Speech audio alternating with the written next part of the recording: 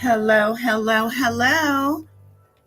I don't want to assume you can hear me. Please let me know for sure, for sure.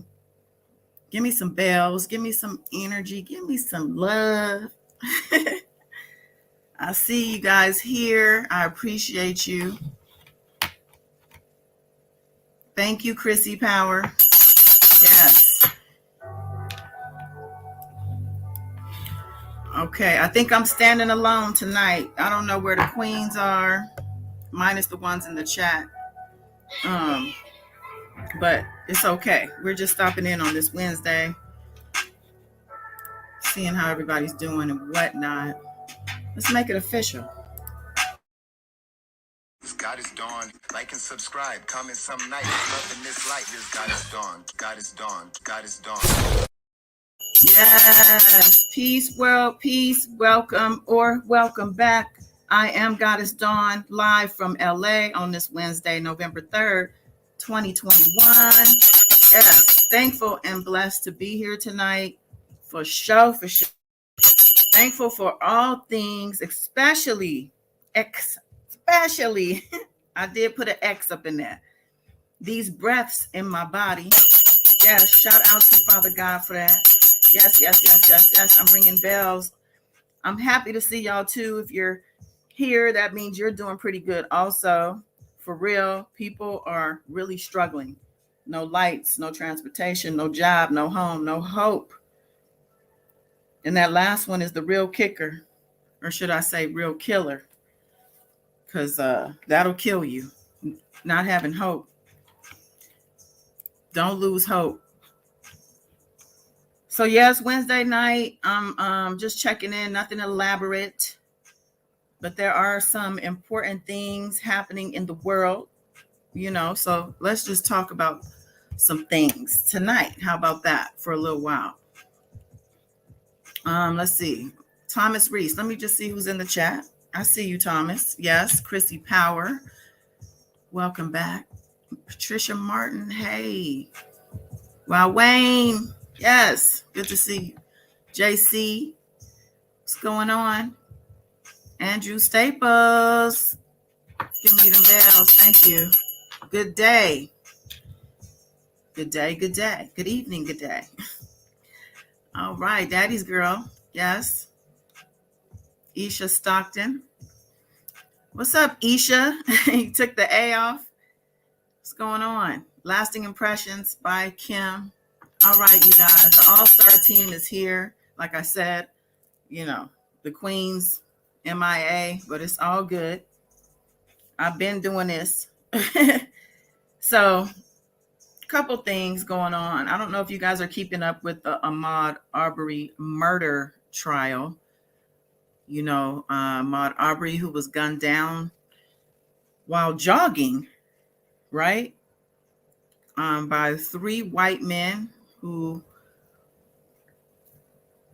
have lost their minds, I guess. I don't know. But I wanted to talk a little about that and then get into R. Kelly and this appeal situation that the ops, the other side, whatever you want to call them, are so excited about. They are so excited about this appeal attorney or law group, because it seems that her law group is named after her. She is the law group. But yeah, I want to talk about that a little bit. So let's just start with Ahmad Arbery. I think from what I understand as of today, actually, hold on, let me pull up this article.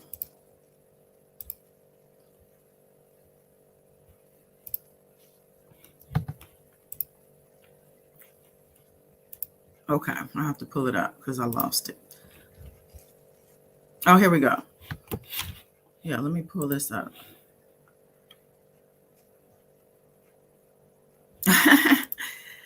JC is asking, did the ops go to Dallas to welcome back JFK Jr. too? I did hear that on the news. I didn't realize that they were still doing that. This has been going on for quite some time. I don't know how long exactly, but I know I've known about these theories for at least a year now. I heard it on the news today. I was like, wow, they're still on that, huh?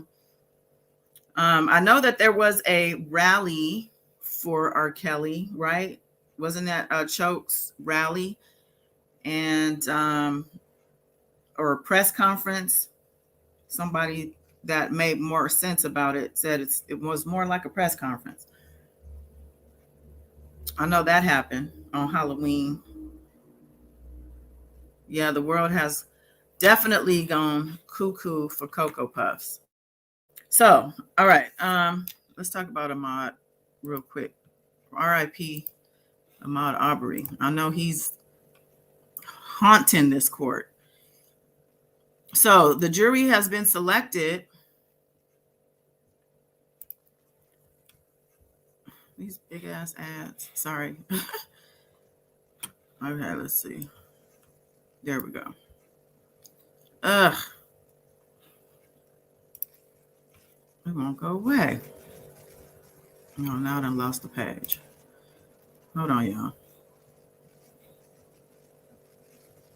Okay, so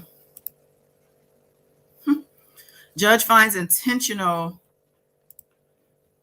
can't keep up with this headline, discrimination in Arbery jury selection, but allows trial to move forward with one black member. So it sounds like we already getting started off to some F shit. Okay, so this is his dad, and I'm going to play this video too. After a long and contentious jury selection process in a coastal Georgia county in preparation for the trial for Ahmaud Arbery's killing, a panel of 12 people was chosen on Wednesday.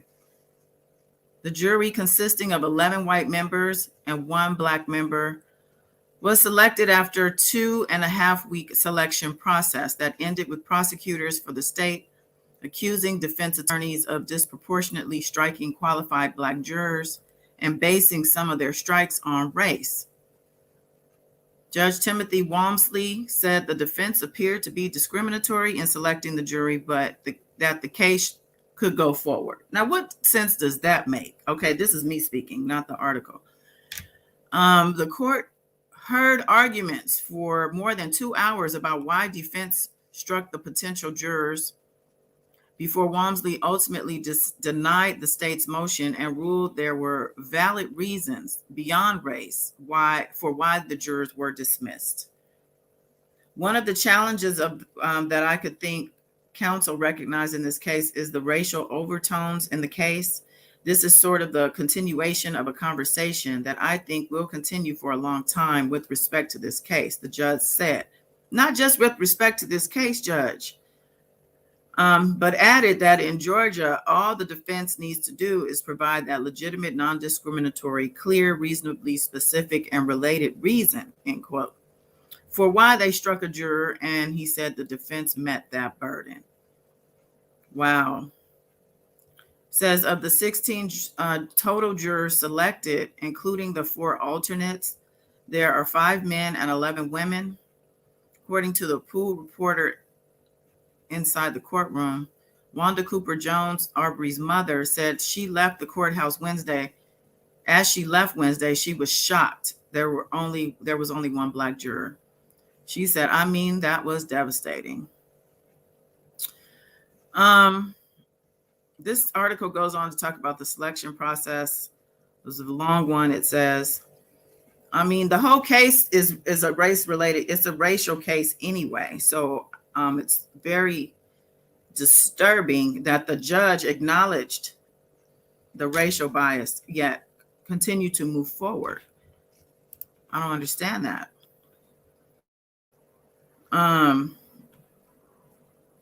Thank you for the bells. Ahmad. I don't understand that.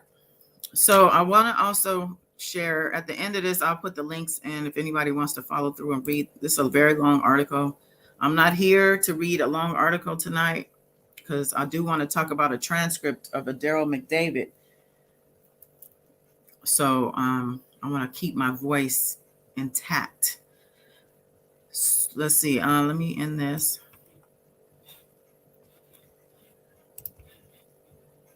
Okay, I want to touch on a couple other things about this case that has come up.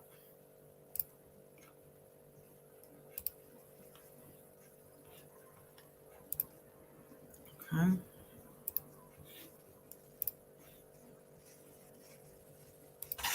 Good evening. This is Making the Case. I'm Debbie Tawaza. It appears we're finally getting close to the end of jury selection in the trial of the 3 men charged with the murder of Ahmad Arbery. Lawyers for both sides believe the jury could be impaneled by the end of the week. With more than a dozen potential jurors questioned today, it's the statements made and the line of questioning by the defense that continues to be the focus during this process. BNC's Sherry Clark is in Brunswick, Georgia tonight, where this time the defense's target is black media. What some members of the defense team is saying or alleging is what some might call journalistic malpractice. The idea that black media can't possibly cover a trial where race is a central theme, black versus white, and can't possibly be fair and impartial in its coverage is simply not true. It's been done time and time again and without fail. But one member of the defense team, Kevin Goff, continues to push this narrative that black media covering the trial may be negatively influencing potential jurors. Goff maintains the media's coverage of demonstrators outside the courthouse showing their support for Ahmad Arbery's family is intimidating and potentially violating the defendant's right to a fair trial. Goff told the judge this, and I'm quoting, If there is any evidence out there that would suggest that there's been any effort, conscious or unconscious, to tamper with this jury or influence these jurors, whether here on the courthouse steps or in black media, the state has an obligation to pursue it. Now, Goff wanted to remove a group of black men and women who are part of the Transformative Justice Coalition who have been gathering here on the lawn outside the courthouse from day one. He wanted to have that group moved away from the courthouse. The judge denied that motion, saying that moving the group would violate their First Amendment rights. Meanwhile, we spoke with Goff briefly regarding his comments about the black media and how it may be potentially influencing potential jurors. Take a listen. Well, that's a gross overstatement. There are some people in the out there that are doing what they can for what they believe are their interests. But I'm not going to get into all that. You're here and you're doing your job, and as far as I know, y'all are doing a great job at it. More recently, Kevin Goff has filed a motion saying that he believes there is one particular type of juror that's not being properly represented in the potential juror pool. He says that the so-called Bubbas or Joe Six-Packs are not represented in that jury pool. He defines them as being white males in their 40s, not college educated. He says if they are not represented or counted in the jury pool, that it is in some way counting against his client, and it's not fair. The judge said to go ahead and submit a motion, and he would take it under consideration. Meanwhile, we are getting closer to that 64 benchmark. Attorneys seem to think they'll be able to hit that number 64 tomorrow, which would then mean the court to the next phase of jury selection, and attorneys are confident that by the end of the week they will have in fact a jury in place, that being 12 jurors and 4 alternates. And then once that happens, opening arguments can begin. With Georgia, I'm Dre Clark for Making the Case. There's more to this report. Put the link for this also in case you are interested. This is an 18-minute news link, though. So I wanted to just touch on the fact that the defense is dirty as a mug. And they're demonizing black media for camping out at court, saying that they are influencing the jury unduly. And that, and I feel that you can compare them to the R. Kelly supporters. They were allowed to camp out, parade around, play the music, all kinds of stuff. So the other thing is this defense team, they're saying they're missing a group in their pool. Sounds to me that they got what they wanted based on what we just learned, that there are all white jurors minus one black juror.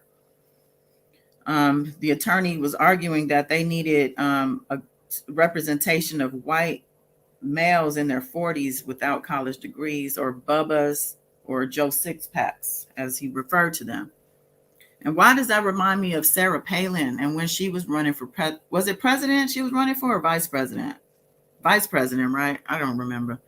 I just remember that was the Joe Six-Pack thing had come up. And just that type of vibe, that whole January 6th vibe comes from that lawyer, And the way that this thing is starting out, it's going to get uglier. It started out as ugly as it can get, but it's not going to let up. It doesn't sound like.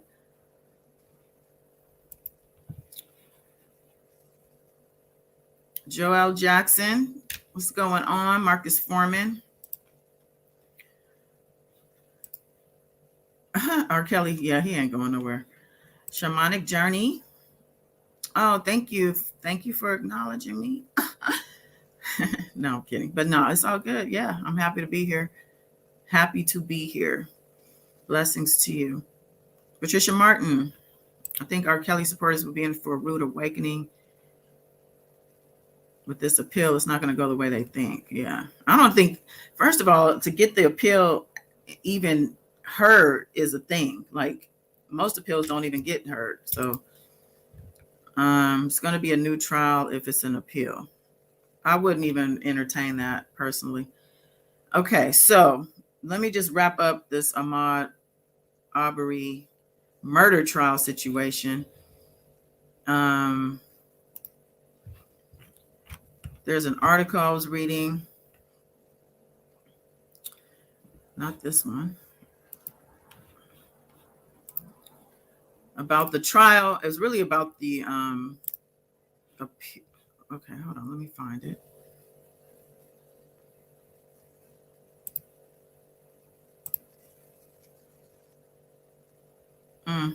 Maybe not.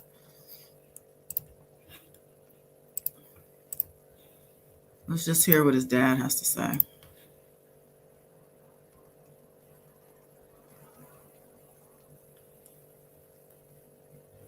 Oh, wait, I think I found it.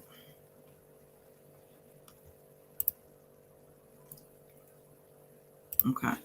Yeah, this article is from Bossip. Ahmad Arbery's killers attempt to use repealed slave era citizens arrest law to defend themselves from murder charges. The men who murdered Ahmad Arbery, Gregory and Travis McMichael, are attempting to use some slavery era law that has since been repealed to defend themselves against murder charges and federal hate crimes that could get them life in prison, according to Reuters. On February 23rd, 2020, the McMichaels contend that they were attempting to make a citizen's arrest of Arbery because they believed he had committed a felony. At that time, Georgia had a law on the book that dates back to 1863, the days that the McMichaels probably wish they would come back. This is this person. Days when Black folks were in chains and doing white folks' bidding. Motherfucker. Anyway, after the public outrage over the murder, that law was repealed and is no longer on the books in Brunswick. However, the McMichaels' lawyer is still out here trying it. It says, in quotes, citizens arrest is a big part of our case, a big part. Citizens arrest? That's what they're using? Okay. Kevin Goff, a lawyer for Bryan, said in an interview earlier this month before the judge presiding over the murder trial in Glenn County Superior Court issued a partial gag order. Says, quote, they changed the law, but changing the law doesn't affect us. It doesn't change what was the law of the land at the time. Okay, so what does that say? What type of delusion, entitlement, privilege is this person living in their mind to say something like that? This article goes on.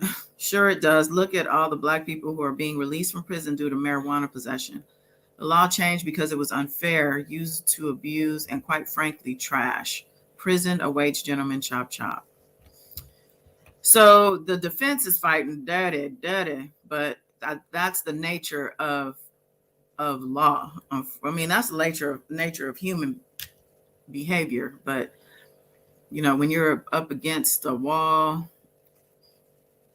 people are capable of so many things. This is a really sad situation for this man that lost his life, was minding his business, had no idea that was going to happen to him when he left the house to go for a jog. Life is so precious.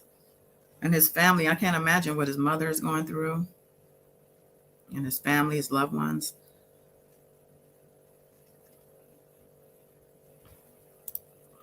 Okay. So I just wanted to talk about that. Yes, bless the family. Michelle Hurd, hey.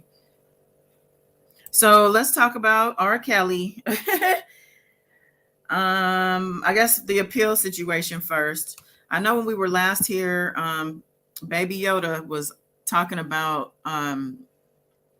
she had found out about this person, but after the live, we found the article. So I'm going to go ahead and pull that up. And then we're going to look at her website and see what she's talking about. All right, let's see.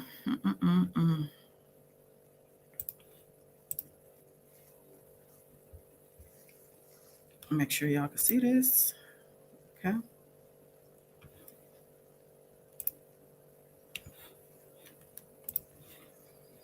See, now they can put this convicted singer instead of what were they saying before? Fallen singer or disgraced singer. Now he can say they're able to say convicted.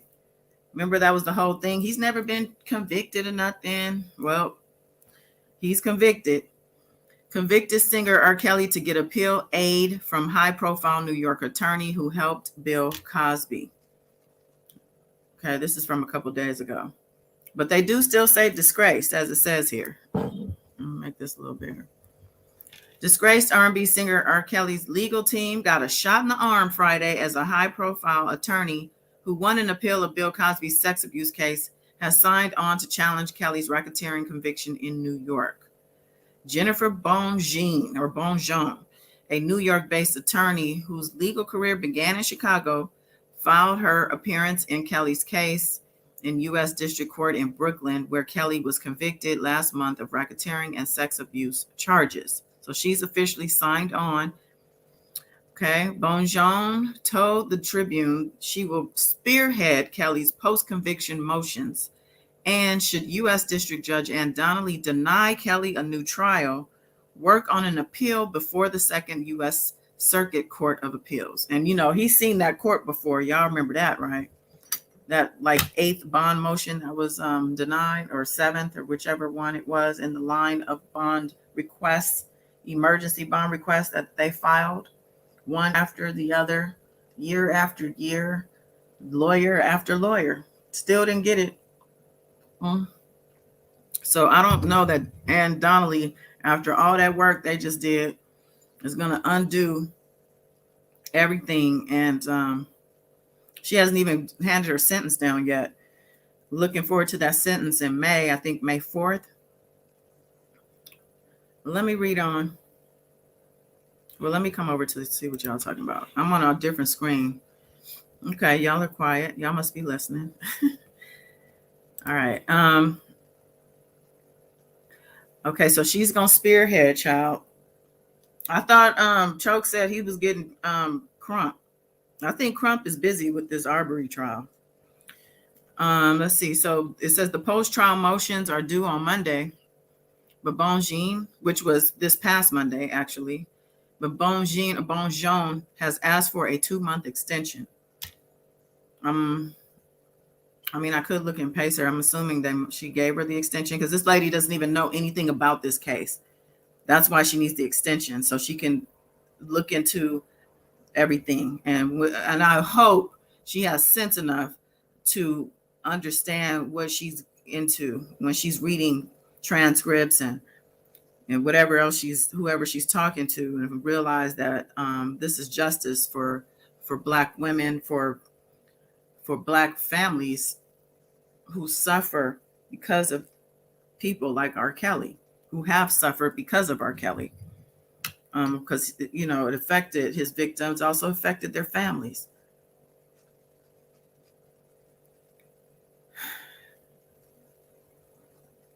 It says Bonjean was the driving force behind Cosby's appeal of his sex crimes conviction in Pennsylvania and wound up winning the actor's stunning release from prison. Stunning release. It was a stun, I have to say.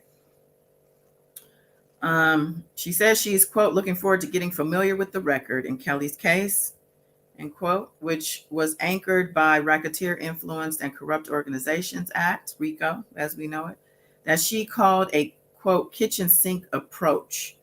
So she's saying they threw up everything but the kitchen sink because that's all they she's saying the government did that to get what they wanted.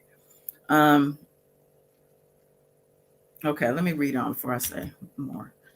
Quote, I'm becoming increasingly concerned with how the government is abusing the RICO statute in order to plead around the statute of limitations and essentially put people's entire lives on trial, Bonjean said. It's becoming a formula for the government. You have a right to defend yourself against specific allegations, which I think he had that opportunity, even though it was bundled up in a RICO.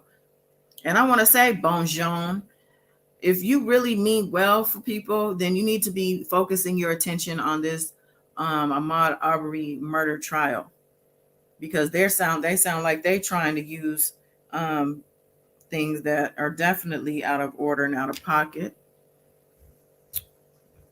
Let's see what else this thing says. Bonjean said she saw familiar government outreach in another high-profile case she's handling. Oh, yeah, she's handling the Nexium sex cult case also.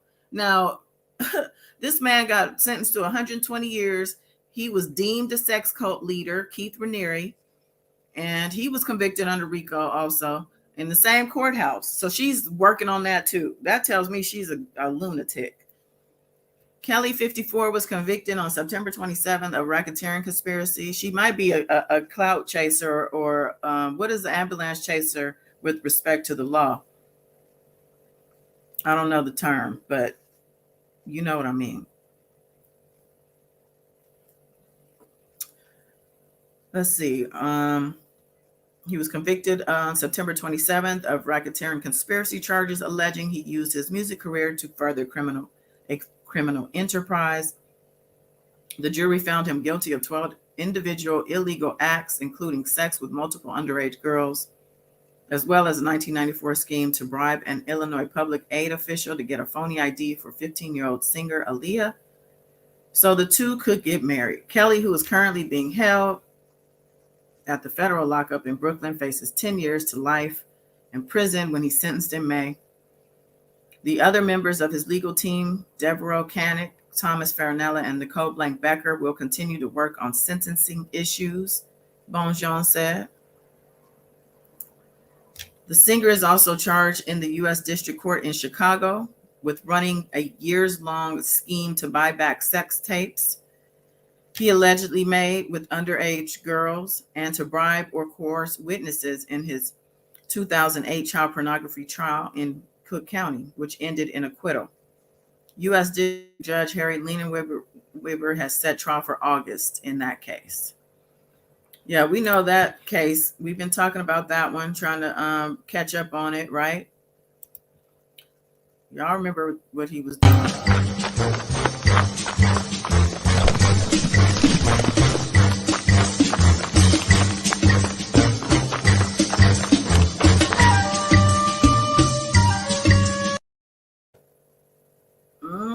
He did that.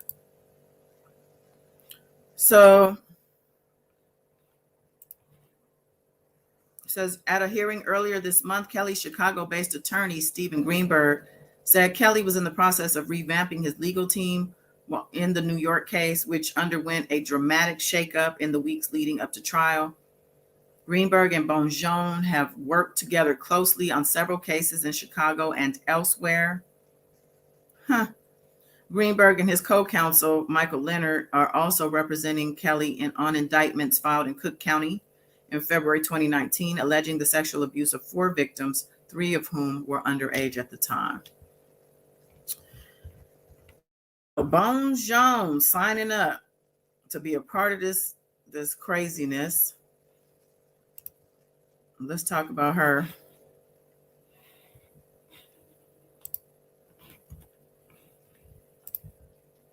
Yeah.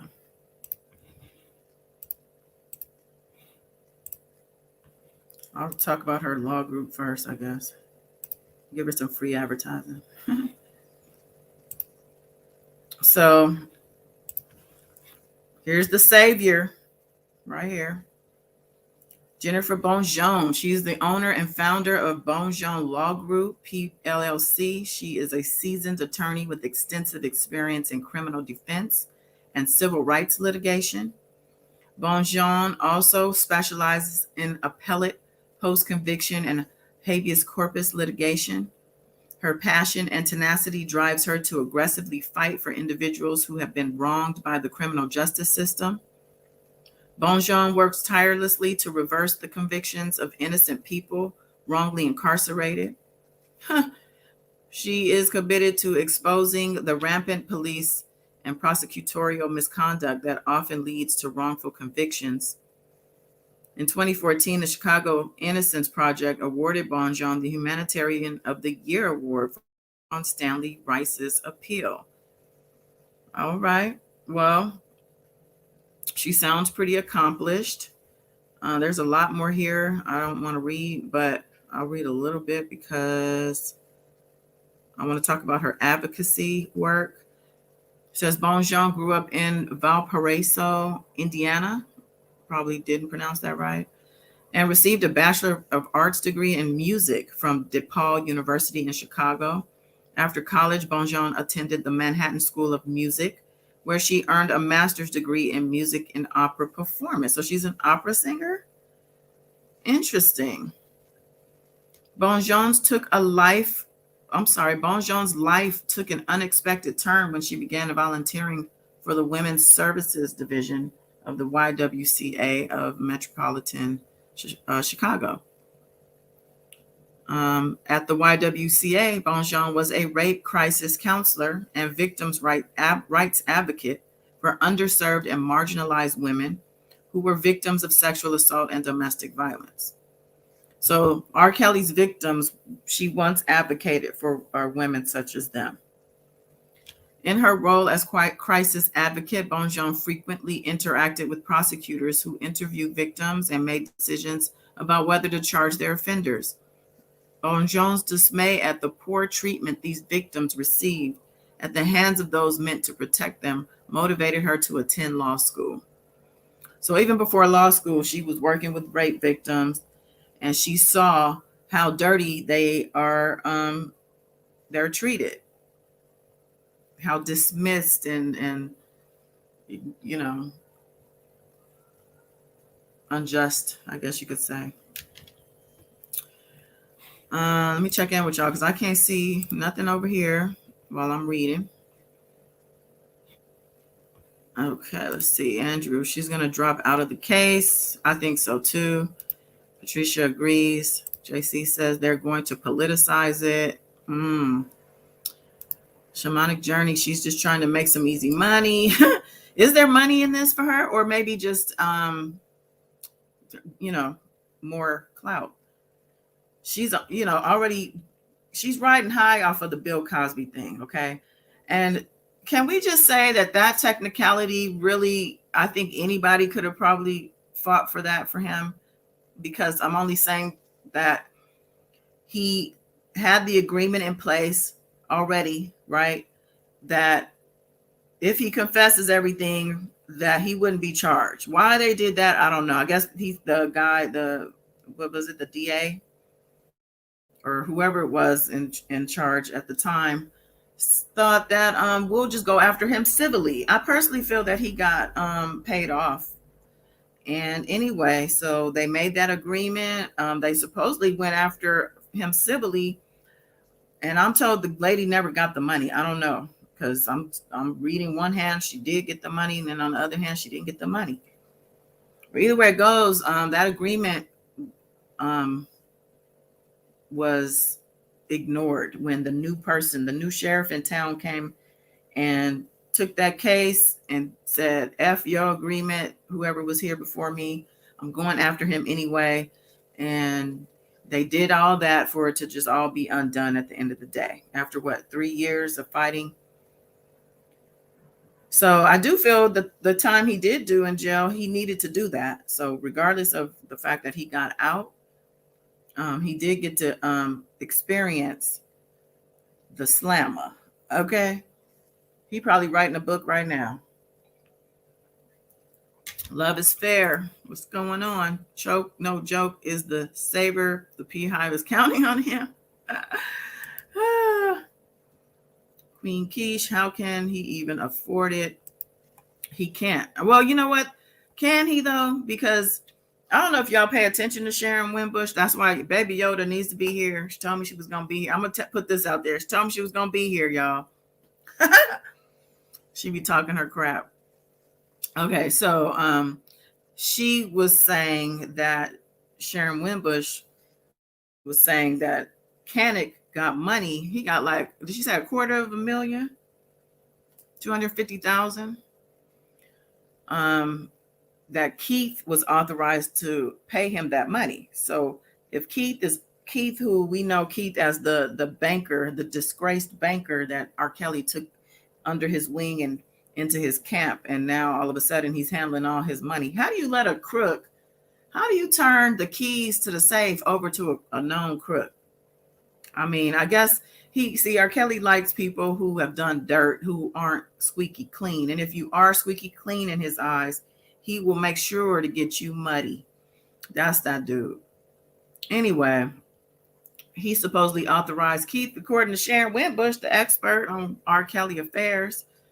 Keith got a mechanic that $250 grand to spend on getting the witnesses there and doing all these other things. She was complaining he took the money and ran, and he took the money and he bullshitted with, and he didn't do what he was supposed to do with it. Where's this money coming from?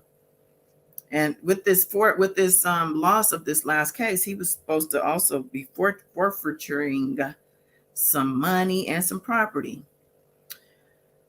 So I don't know if he has the money or not. And knowing him, he does have it, because he seemed to be somebody who dealt a lot in cash more so. Remember he was saying when he was having to deal with that bailing himself out. What was he in jail for the first time? I think it was for those state charges, right? He talking about he ain't been to the bank in how long? Did he say ever? I remember he was complaining he ain't never been to the bank. How you doing, Marcus? Marcus X Sarah. Michelle heard they're crazy and lost their minds. Yeah, I agree. The money's being hidden. I agree with that. Chrissy says she money hungry. I think for this type of attorney, I think she has plenty of money. Because let me show you her little law firm. These are people that's gonna save R. Kelly and this cult member, and they already got our what's his name out. Let's see, is this it? That's the wrong one.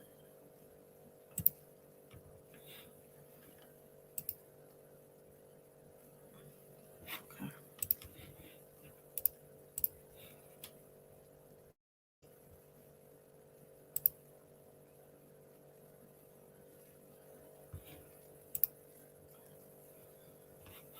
Y'all see this?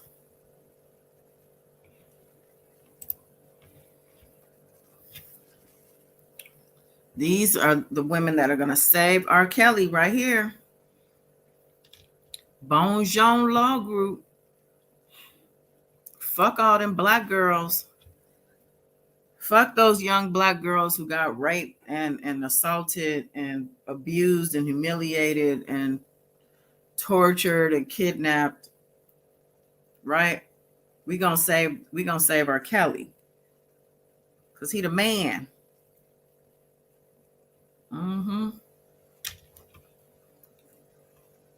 I do believe if these people have any, I don't even want to say sense, because it's even like the professionals that they are, especially the one who the owner of the law group. She has a background in advocacy for victims, for rape victims. She should be able to see that, okay, yeah, some stuff I understand the thought of, wow, this is crazy. Like, this can't be true. But when you really dig down into it and do so as a legal authority, then you should see that this is not nothing for you to tackle. But then again, she tackled Bill Cosby's case. They got it done. I mean, and like I said, the reason he got out is more so a technicality. It has nothing to do with the testimony, with the credibility of the witnesses, with the judge. It didn't have anything to do with any of that stuff. And these are the things that the opposition, the supporters of R. Kelly, are quote unquote fighting for, because they claim that he was just railroaded in general, which is insane. These people have been following this thing as long as I have. I know, these YouTubers especially. 2 years and more, almost 3. Going on 3, actually. And they know better. It seems to me they like to omit the things that are so damaging that you can't explain away. You can't be ignorant to things. Not everything. But yeah, this is who's going to save him, y'all. Welcome to the Bonjour Law Group.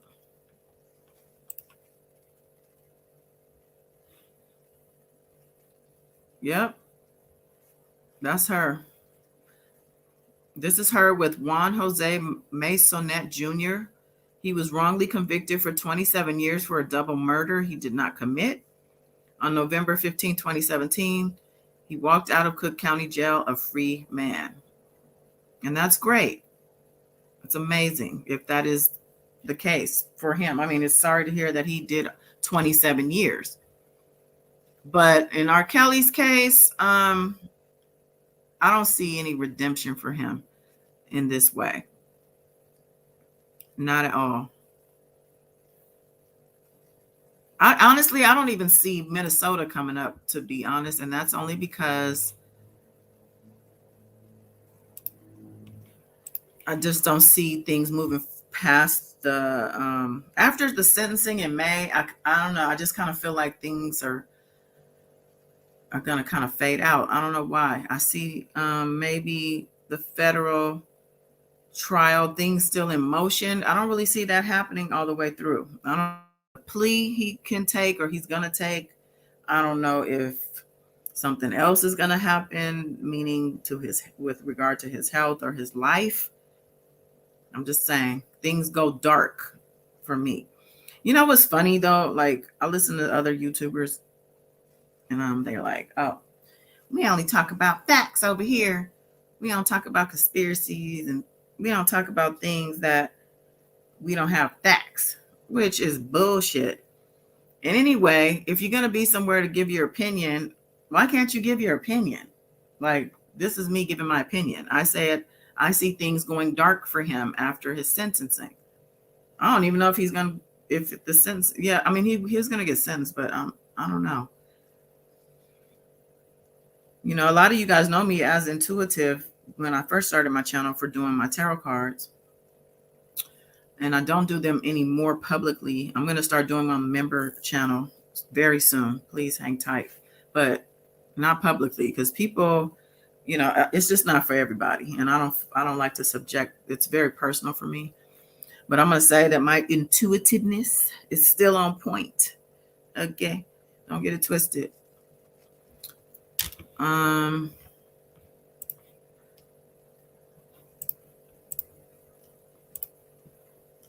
The beehive will turn against them in the moment his pill is rejected. Exactly. Yeah, they have her on a pedestal right now, but how long is that really going to last? Even with Choke, I heard old Dry Ho over there. Let me stop. Let me call her Sly Fox. She says she don't like Sly Fox, but I think that's much more, you know, kind of me than to say Dry Ho. You see how when I'm not influenced by Beautiful Spirit and Baby Yoda, yeah, I'm gonna blame them. No, but she, I guess, showed up to that press conference on Halloween also with candy in tow for the kids, child. I don't know how these people think that this is logical. And apparently he did this by design to say that R. Kelly is kid friendly.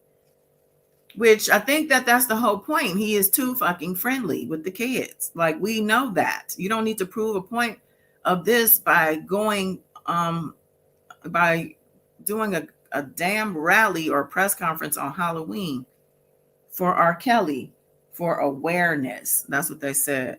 And they're not even, they need to be moving on to the Illinois case at this point. The federal trial. But instead, they're trying to undo what was done on September 27th, which was guilty on all charges. That happened. He's guilty now. He's a convicted felon. Now it's just a matter of what the sentencing is going to be for this particular trial. Michelle says she really doesn't need money, just wants to do something just to be doing something. Is that what it is, Michelle? Okay. Queen says, so she's going to looking through hundreds of devices, testimonies for technically, but yeah, won't he get off? He won't get completely off. Yeah, she's supposedly going to go through everything. Her and her team, I guess. She has money to, I'm pretty sure she has a lot of money that she's sitting on. She can take the time. I don't see who would be giving her any retainer money. Like I said, maybe Keith. He probably already wired her the money. Queen, some have already believed he did commit statutory rape, but they want RICO and Mann Act dropped. Still makes no sense. They need to focus on the upcoming trial. Oh, so some do believe he did that, but they don't like the RICO. So they just don't like the fact that they use the RICO. Okay. I mean, if you guys notice with the law, it's not necessarily what's fair and what's right that always wins. It's how the law is worked best. Like who can work the law? It's like it's a game. You know, you got to know the ins and outs of the law in order to win at it. And that's what I was trying to tell that non-lawyer fool that came over here trying to say law is a hobby for him. And he doesn't even believe, he's like anti-law school, anti-legal system, anti-court processes, but he's a lawyer by hobby on his YouTube channel. And that makes no sense because you don't know what the hell you're talking about. They won't even, you're not even in the room. He says it's a club. Yeah, it is a club and you're on the outside of it. You can't get in. That's your problem. He's probably just mad about that, but whatever. I don't even know what I'm going into. Anyway, that guy. These people know the law is my point. And if you know the law and you can pick little things, needles out of haystacks in different cases of trials or whatever to get things appealed. Because some people just, you know, some of these lawyers make a whole living just off of appeals. That's what they like to do. I think Greenberg said he has a lot of his cases are won that way. They just kick back. They take it real easy on the trial, on the case, you know. They see little things happening. They make note. They don't make big stinks about things that they could because they're not really trying to win. What they're doing now is they're going to come back on the appeal. Why? Because it's more money, more billing hours, more billable hours for these attorneys. That's all it is. It's a racket.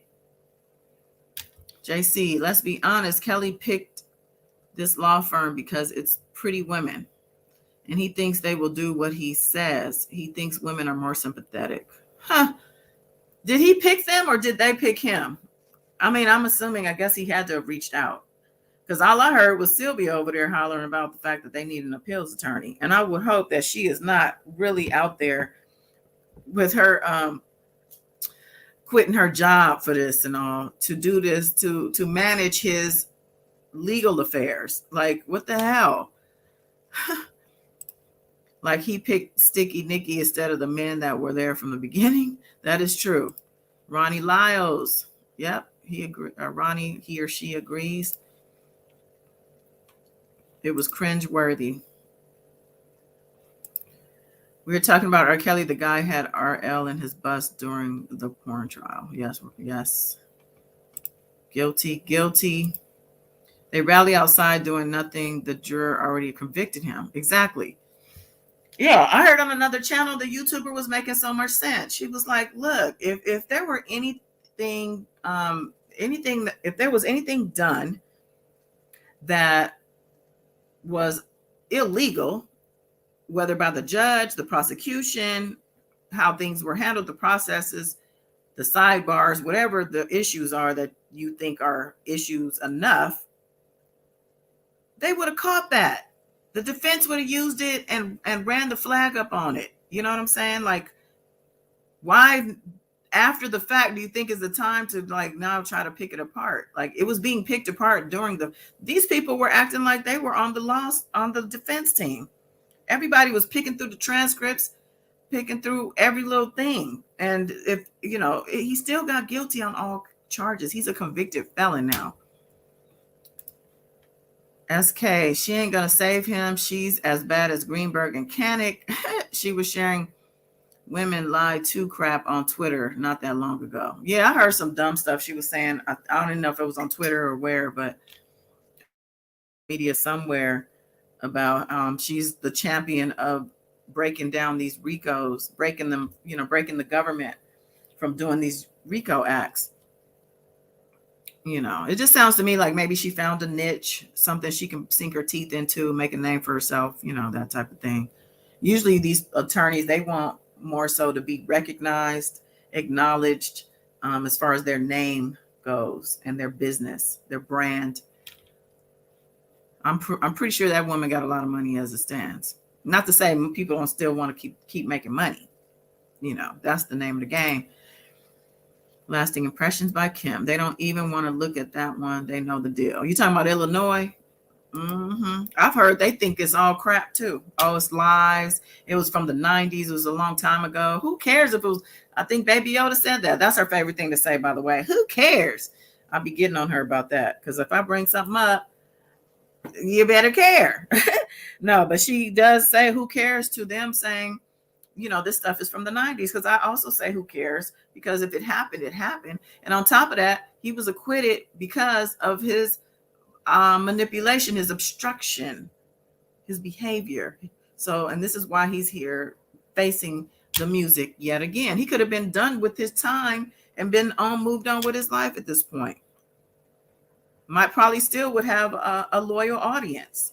Based on what I can see, clearly these people, man, they are love this man unconditionally. They probably love him unconditionally, don't even love their own family members the same way. Some of these people say they don't even speak to some of their family members behind this drama. So it sounded to me like you picked R. Kelly over your family. Someone said that old RL case need to be dropped. Oh, yeah, exactly, because it's old. That's what I was saying. I think we listen to the same people, Queen. They are delusional. He needs to pay, rather it's 20 years or last month. That's what I'm talking about. What's up, Chi-Town OG? Oh, wow. These people are, wow. It's a high-profile case of a famous entertainer's free advertising. Exactly. There it is. I think that's pretty much it in a nutshell. The attorneys, etc., are all trying to make their resume look good, credentials, whatever it is, y'all.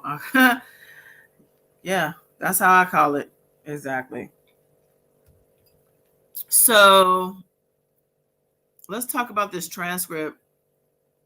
I'm already almost at my hour mark, so I might hold this for Saturday, but let me just pull it up, because I've been talking about this damn transcript.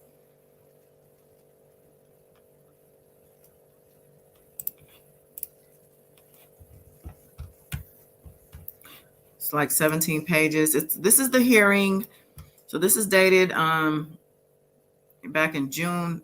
I mean, they just actually posted this this year, but this was actually in 2019, August 28th to be exact, 9:26 a.m.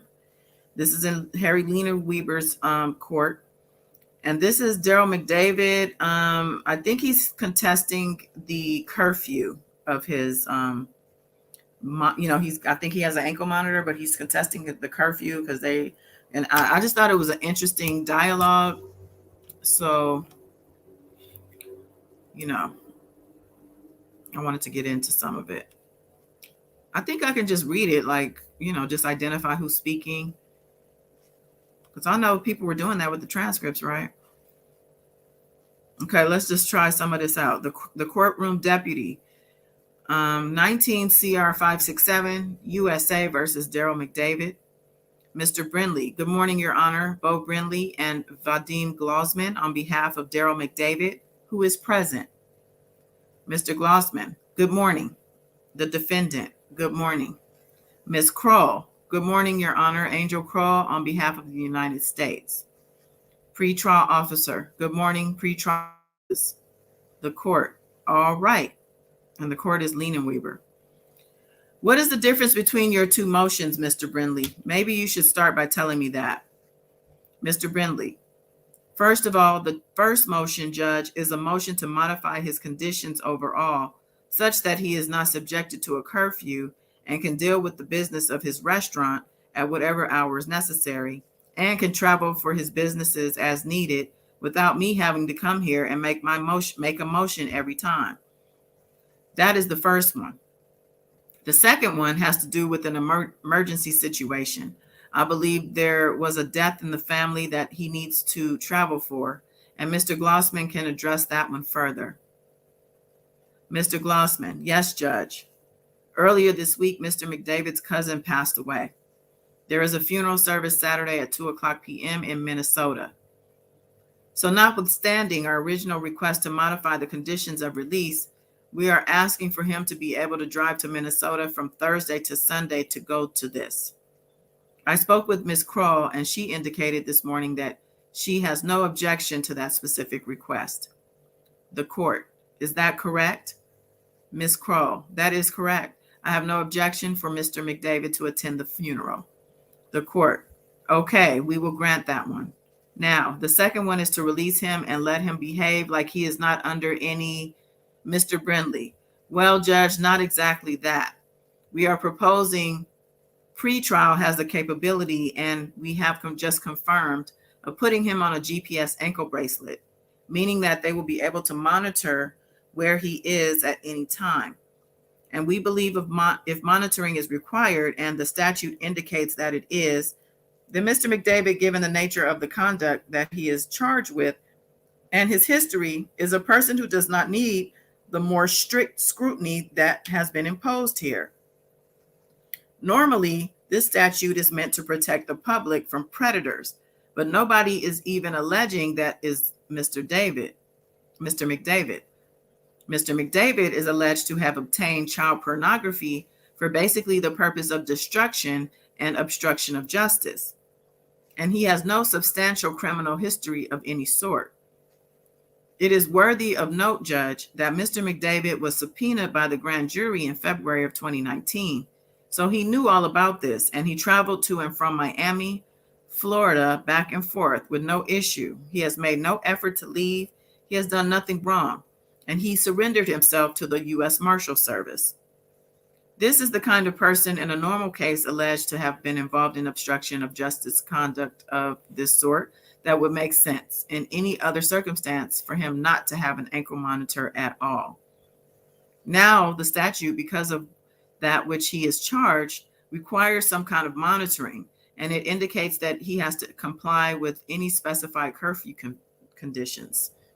And of course, it is up to your honor to set any and specify any. And given that he is in the restaurant business, his business is ongoing late at night, and he has to deal with his business.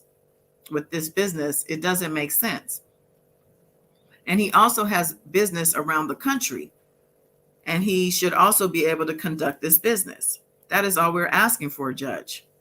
The court, what kind of restaurants, singular and plural, does he have?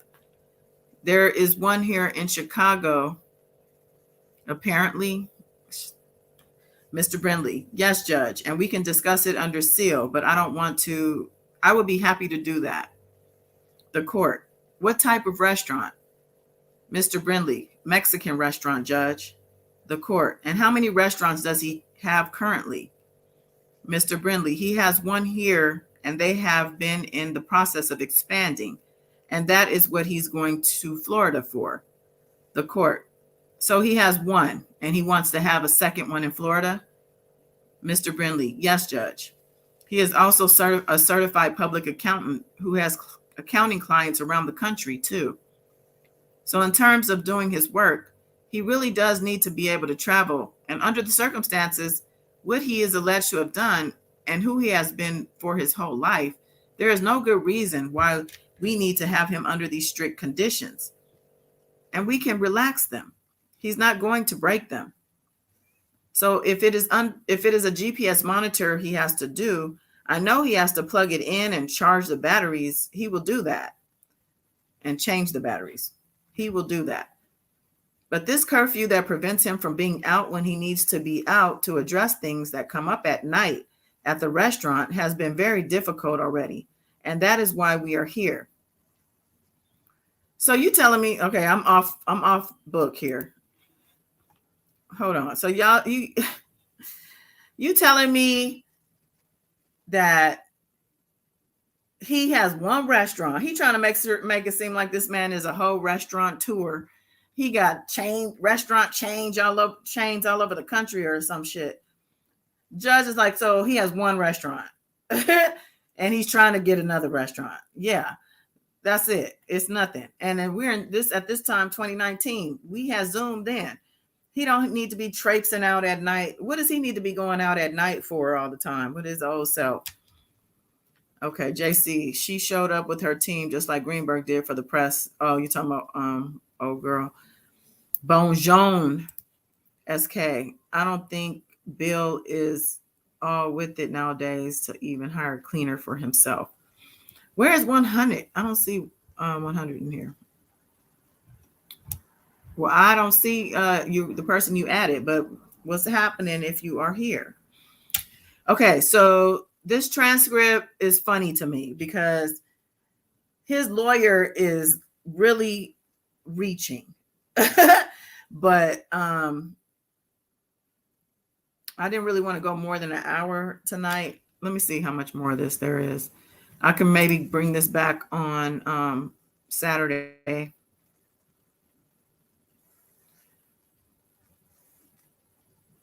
Okay, let me just finish this.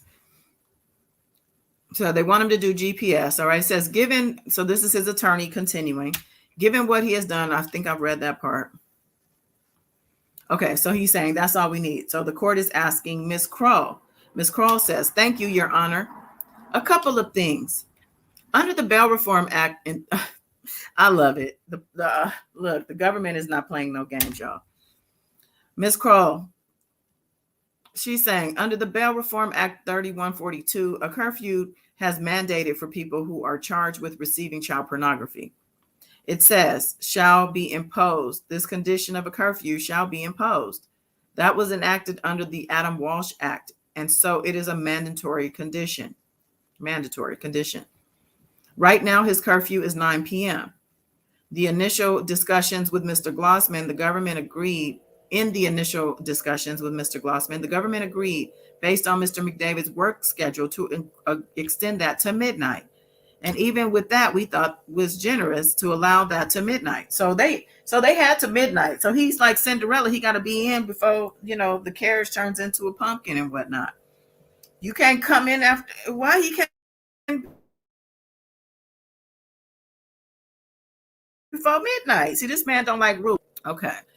Goes on to say, but there is no reason that he needs to be at this restaurant. This is Kroll. This is the government talking.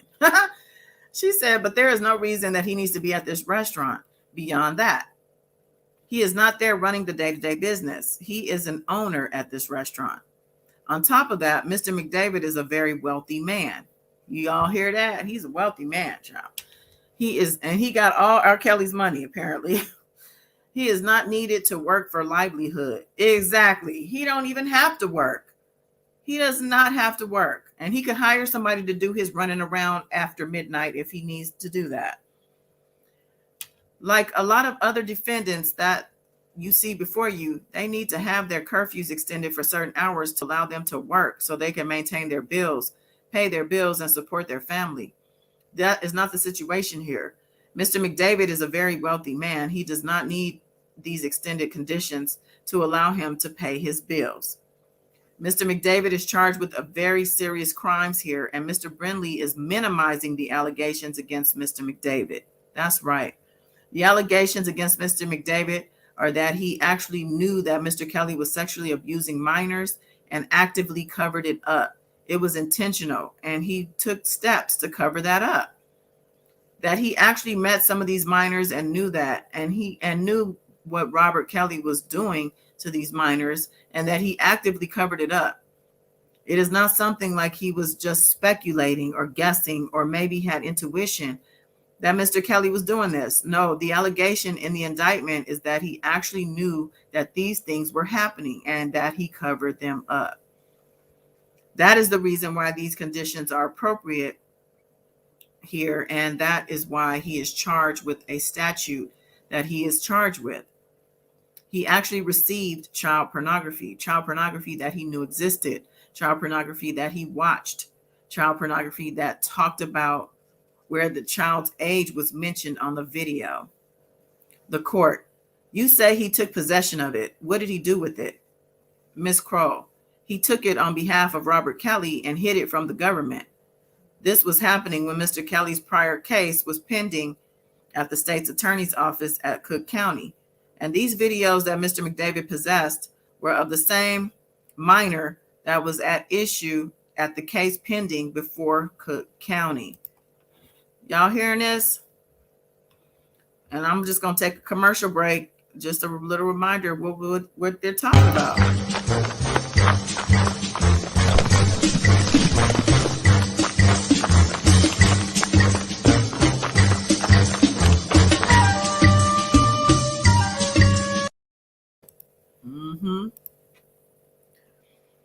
You can't see the question 100 just posted.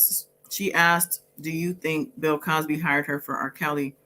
She asked me. No, I cannot see. I don't know why I can't see. 100. I can't see you. I know you're not blocked. Are you blocked? Okay. I apologize. I really don't know why I can't see you. Okay. So, well, I'll answer the question. Do I think, now I lost it again. Oh, Bill Cosby hired her for R. Kelly. Oh, I wouldn't put it past R. Kelly, Bill Cosby to have done that. I would not put it past him to have done that. I really don't. If not, maybe hired her, maybe coordinated, started the conversation and maybe had her reach out or something like that. Okay. Okay, let's go on. Let's just go on.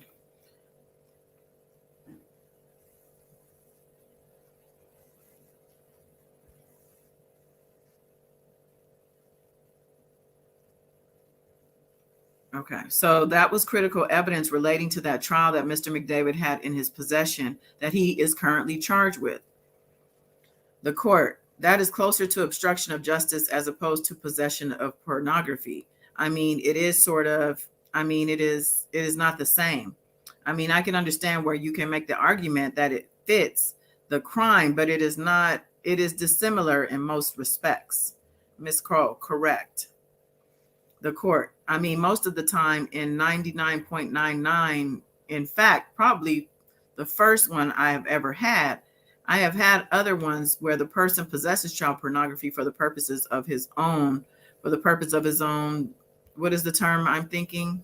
Mr. Brindley, enjoyment, I suppose, Judge. Ms. Kroll, sexual interest in minors. The court, okay, yes.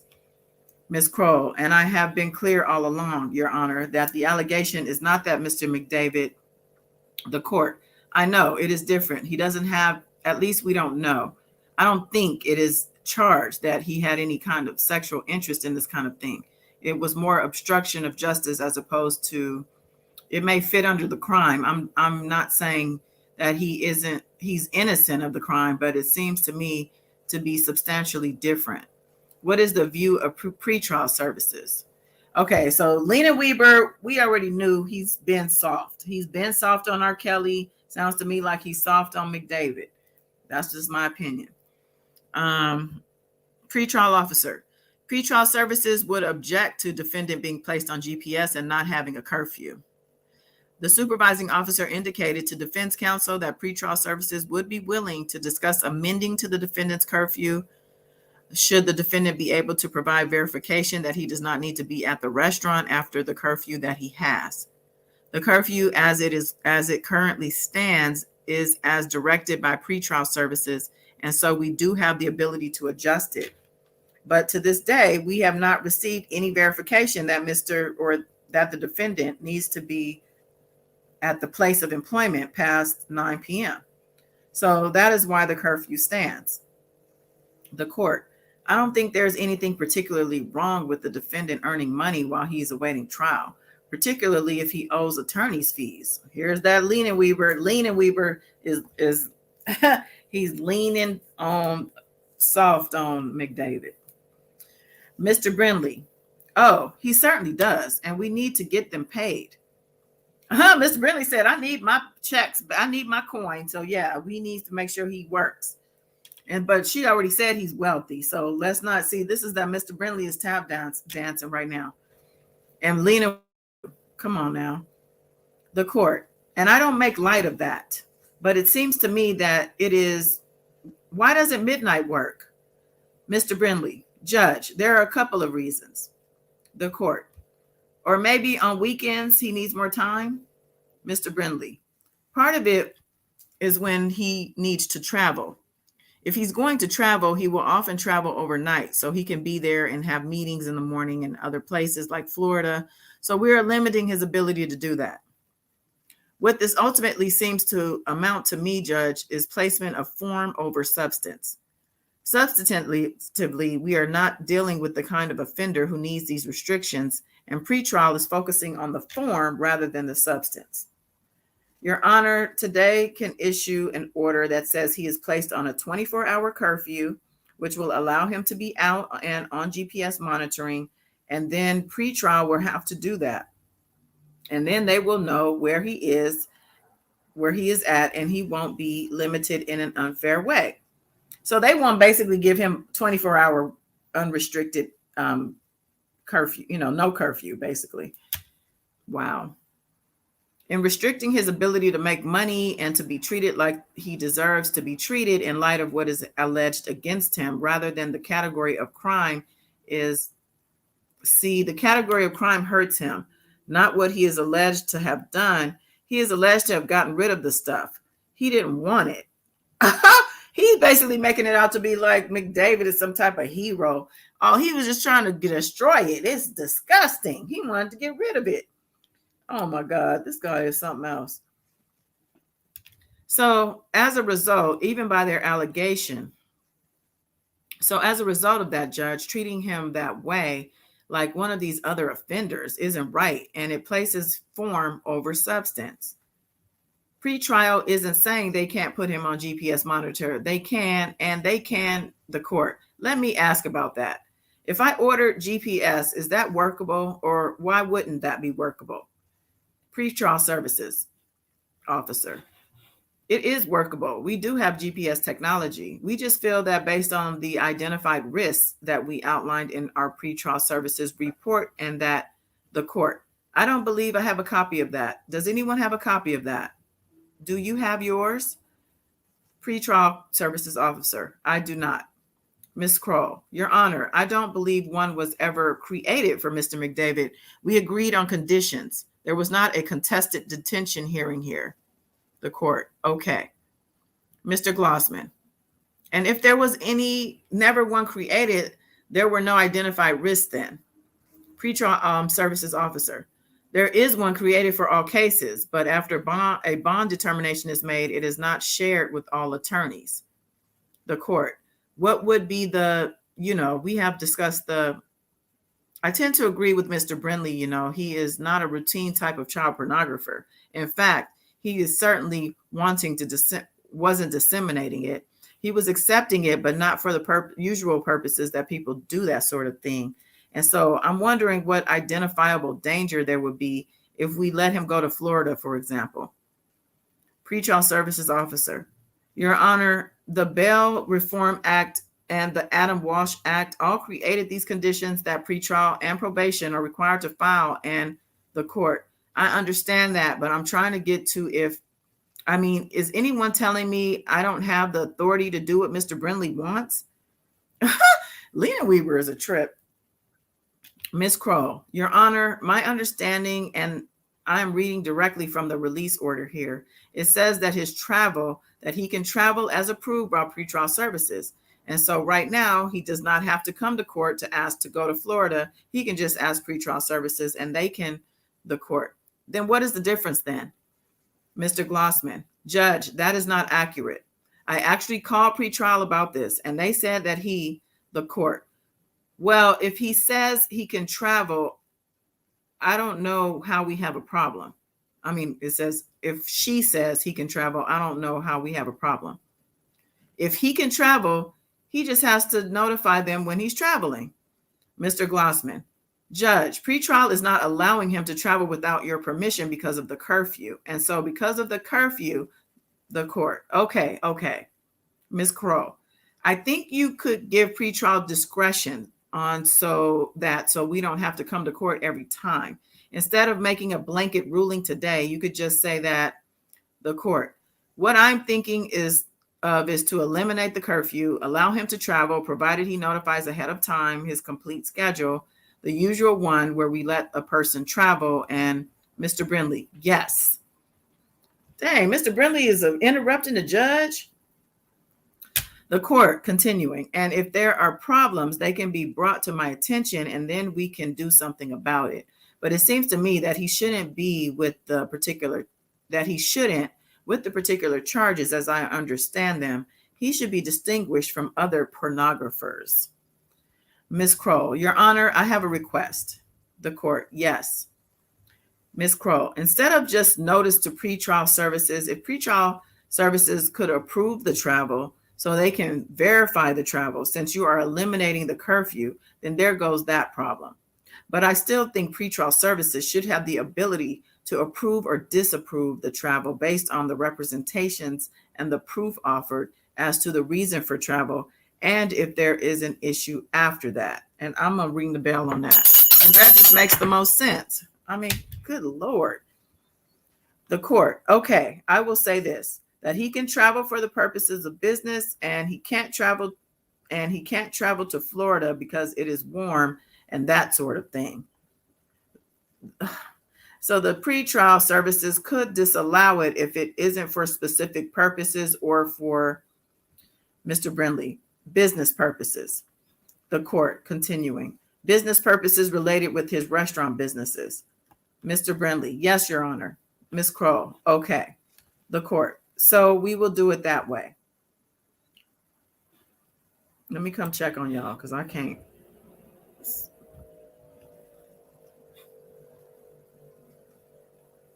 Yes, I do still do readings.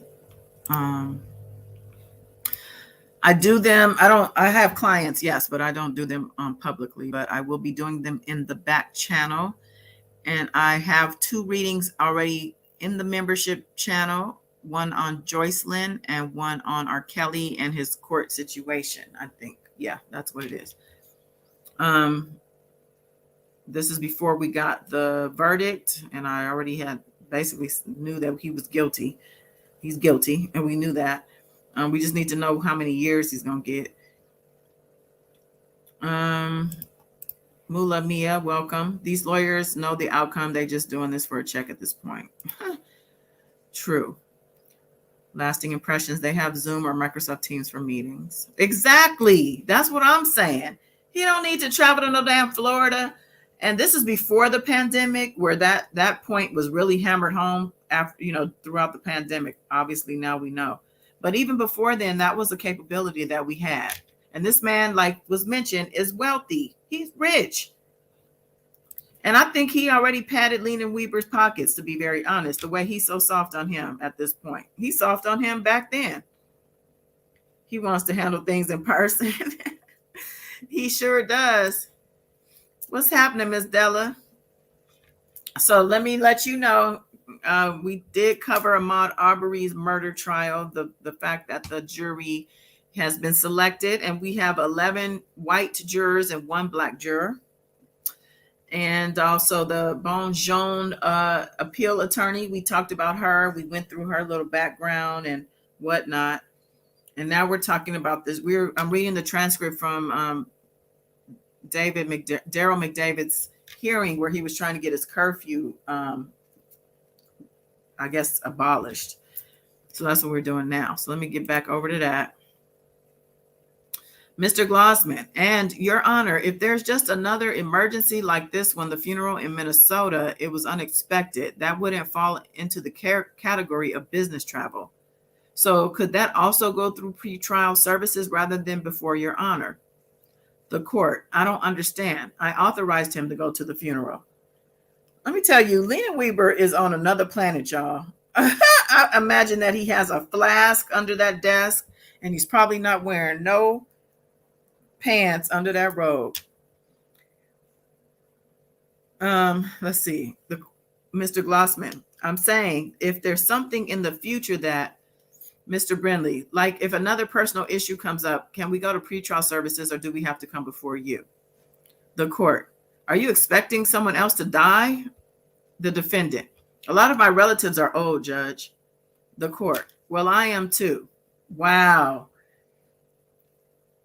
Lena Weber, I think he just is bored and he likes to just have fun in his courtroom, it sounds like.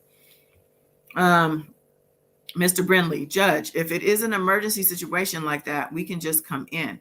That is easy enough. The court, okay. Mr. Brindley, I do want to clarify one thing about his business. When he is traveling with business, he is in the restaurant business and he also has these accounting clients. So I would like it to cover both, not just a restaurant business, but his accounting work as well. The court, okay. And Lena Weber's so easy with this, y'all. Like Microsoft Teams, Zoom. There's all kinds of different ways to do video meetings these days. And this was only a couple years ago. Like, this is crazy. And Lena Weber is so out of touch, obviously. He's not very tech savvy, probably.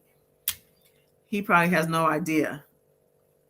Even on the phone. I mean, come on.